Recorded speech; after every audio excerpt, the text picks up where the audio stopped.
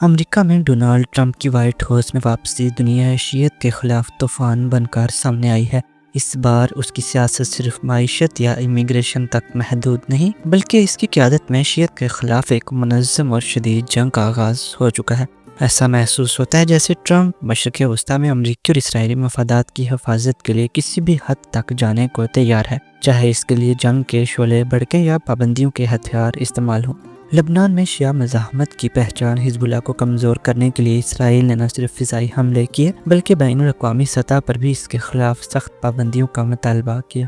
امریکہ نے لبنان پر دباؤ ڈالنا شروع کر دیا ہے کہ وہ حزب اللہ کو غیر مسلح کرے۔ ادھر یمن میں انصار اللہ جیسی شیعہ مزاحمتی تنظیم پر تابڑتوڑ حملے ہو رہے ہیں۔ امریکی حملوں کے نتیجے میں یمن کا انفراسٹرکچر تباہی کے دہانے پر پہنچ چکا ہے۔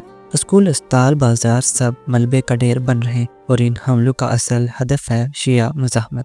عراق میں بھی منظر کچھ مختلف نہیں۔ ٹرمپ انتظامیہ نے عراقی حکومت پر شدید دباؤ ڈالا ہے کہ وہ ایران نواز گروپوں کو غیر مسلح کرے۔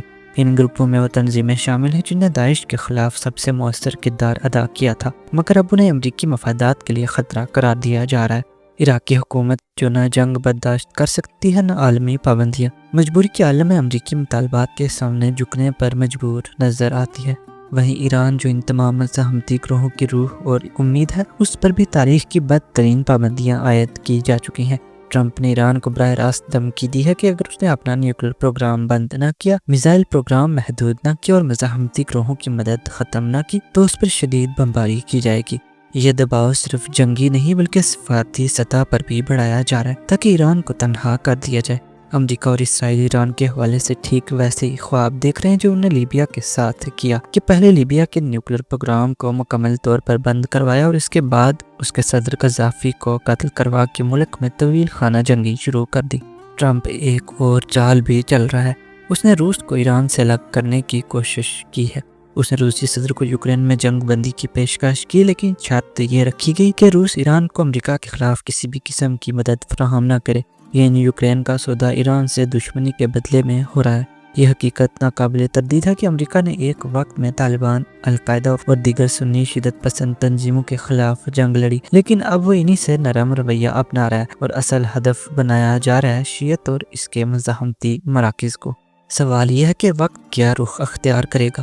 کیا شیعہ قیادت اور مزاحمتی قوتیں اس دباؤ کو سہ پائیں گی؟ کیا ایران عالمی تنہائی کا مقابلہ کر پائے گا؟